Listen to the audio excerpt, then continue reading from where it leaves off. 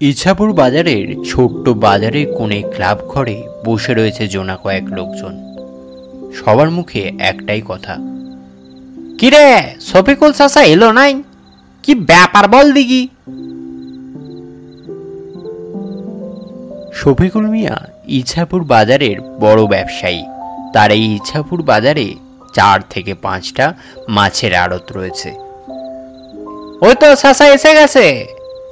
কি গো চাচা, এত দেরি হলো? শফিকুল চাচা কোনো কথা না বলে বসে পড়ল তার ঠিক করা জায়গাতে।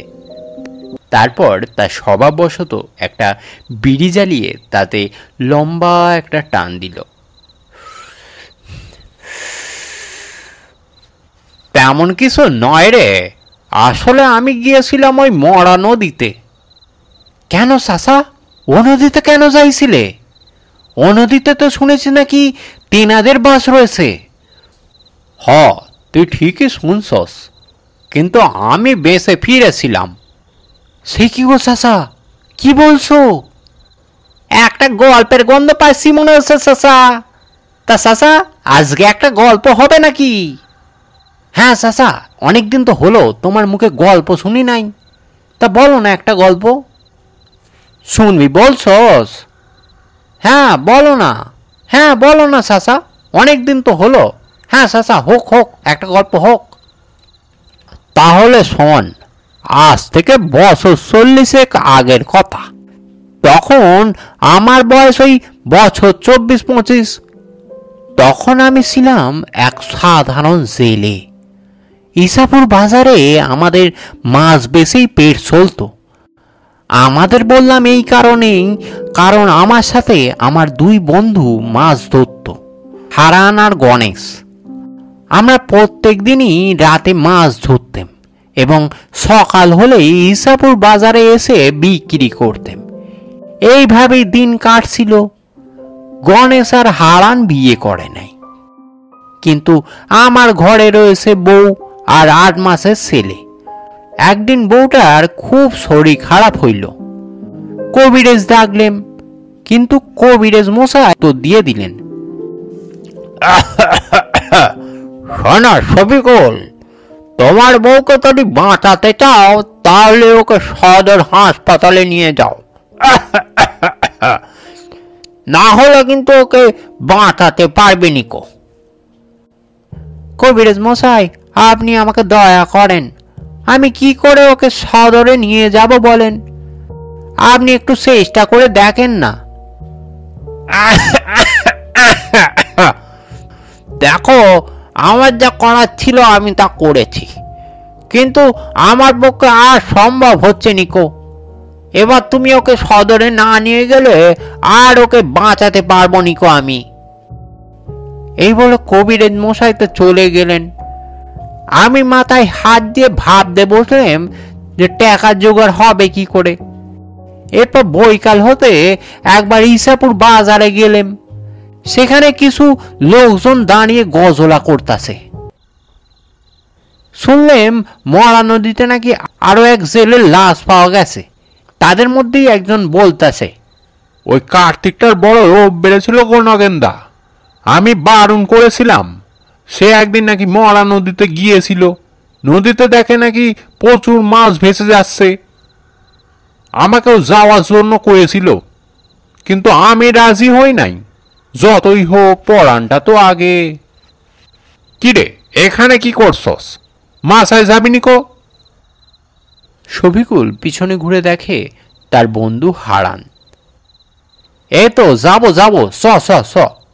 হারান, শফিকুল, গণেশ এবং আরও কিছু জেলে ইছাপুরের বাজারের শেষের দিকে যে মাচাটি রয়েছে সেখানে প্রতিদিনই আড্ডা দিত। রোজকার মতো আজও আড্ডা বসেছিল, কিন্তু সবাইকার মধ্যে শফিকুল একটু অন্যমনস্ক মনে হচ্ছিল। কিছুক্ষণ পর, না রে, আজকে উঠলেম, তোদের ভাবির শরীরটা ভালো নাই কো, আমি চললাম। এই বলে শফিকুল মাচা থেকে চলে গেল। কি ব্যাপার বলতো হারান, ওকে এরকম অন্য মানুষকে লাগছিল কেন? কি জানি, হয়তো ভাবি শরীরটা খারাপ, ওর মনটাও তার জন্য খারাপ হয়ে রয়েছে। ওর ভাবগতি একদম ভালো ঠেকছে নিকো আমার। বিকালে নগেনদারা যখন কার্তিকের মরা নিয়ে আলোচনা করছিল, শফিকুল সেগুলো মন দিয়ে শুনতাছিল। আমার মনে হইতেছে ও মনে মনে কিছু একটা পাকাইতেছে। ওকে একটু শোকে শোকে রাখতা হইবা। এদিকে অন্যদিকে শফিকুলের বাড়িতে, আমি তোকে কি করে বাঁচাবো বলতো বউ?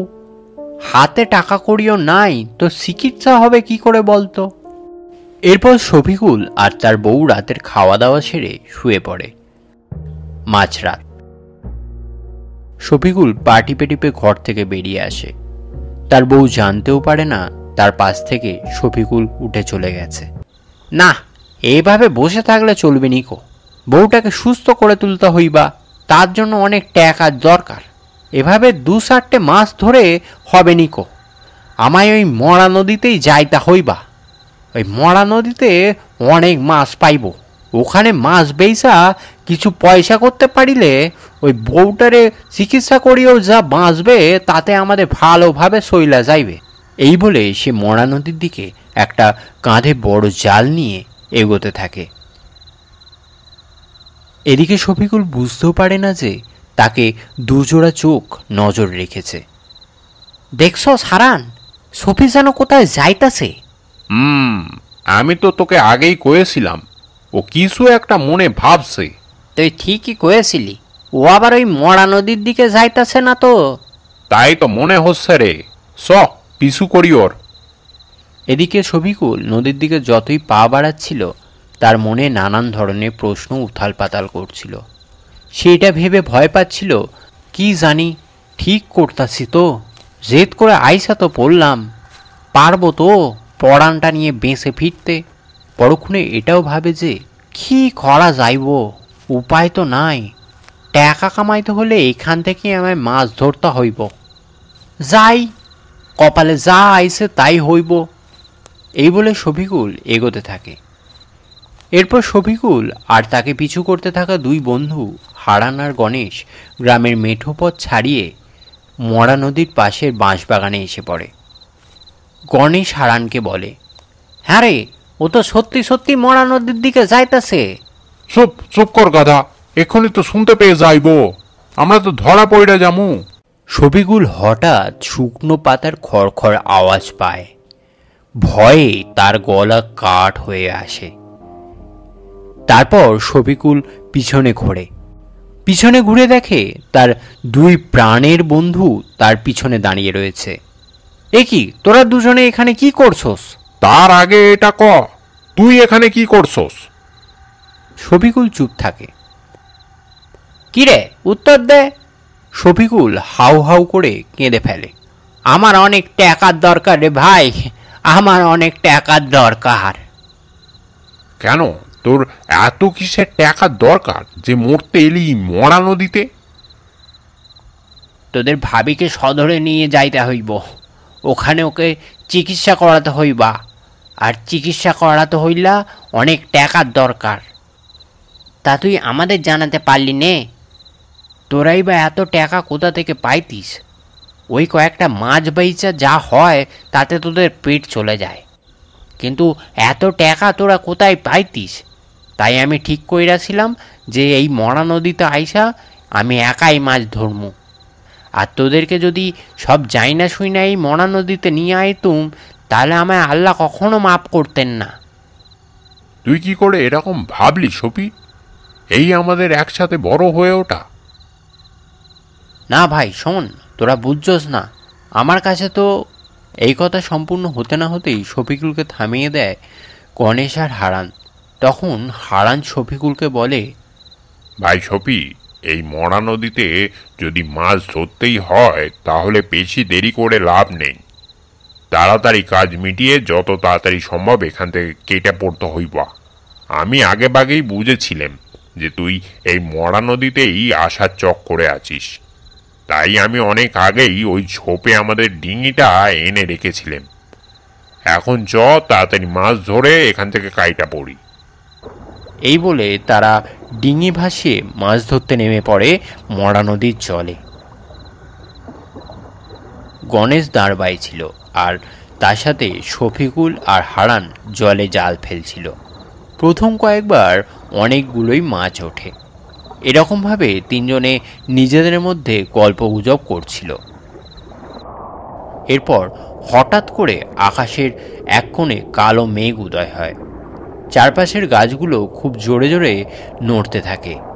খুব ঝড় শুরু হয়।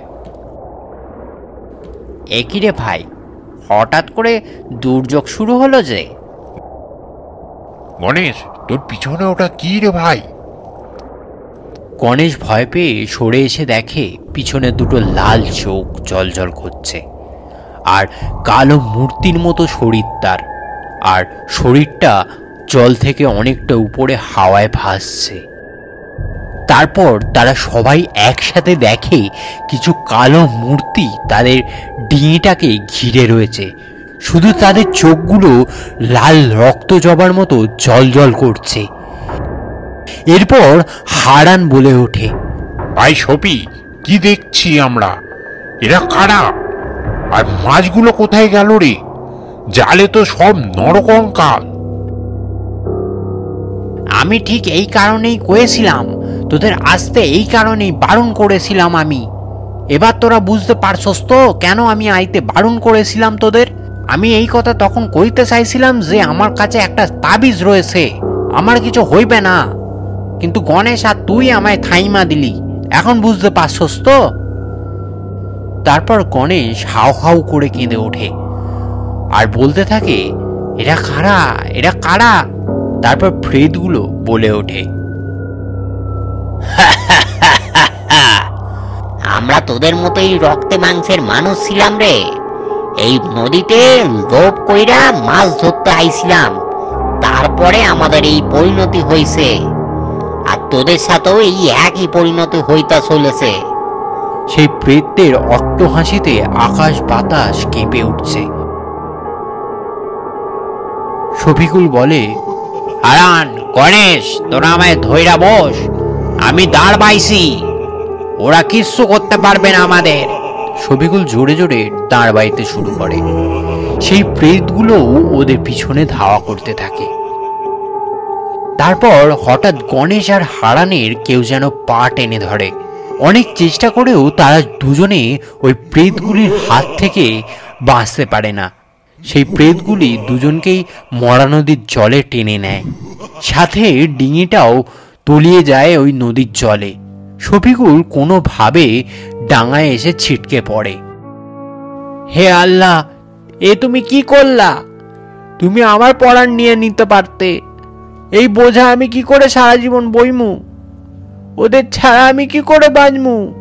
তুমি আমার পরাণ নিতে পারতে। এইভাবে শফিকুল মরা নদীর পাড়ে বসে হাহাকার করতে থাকে। এইভাবে হাহাকার করছে যখন শফিকুল, তখন হঠাৎ করে দুটো ছায়ামূর্তি নদীর জলের উপর ভেসে ওঠে। শফিকুল দেখে সেই মূর্তিগুলো আর অন্য কেউ নয়, তারই দুই বন্ধু হারান আর গণেশ। হারান আর গণেশ একসাথে বলে, ভাই শফি, কাঁদিস নে, যা হবার তা হইয়া গেছে, আমরা তোর মধ্যেই বাইসা থাকবো। আর যখন কোনো বিপদে পড়বি আমাদের তোর পাশেই পাবি। আর এই জালে কিছু মাছ রয়েছে, যা বেচে ভাবির চিকিৎসা করাস। আর একটা কথা ভাই, আমাদের মতো এখানে অনেকে আটকে রয়েছে, পারলে আমাদের মুক্তির ব্যবস্থা করিস। এইবার আমাদের যাইবার পালা চইলা আইছে, আসি রে শফি। শফি জোরে জোরে আর্তনাদ করতে করতে কাঁদতে থাকে দুই বন্ধুর জন্য। হারান, গণেশ, আমারে একা কইরা ফেললে রেখে যাস না। হারান, গণেশ, যাস না। এই ছিল আমার জীবনের একটা সত্যি ঘটনা। শফিকুল চাচার দুই চোখের কোণ দিয়ে জল নেমে আসতে থাকে।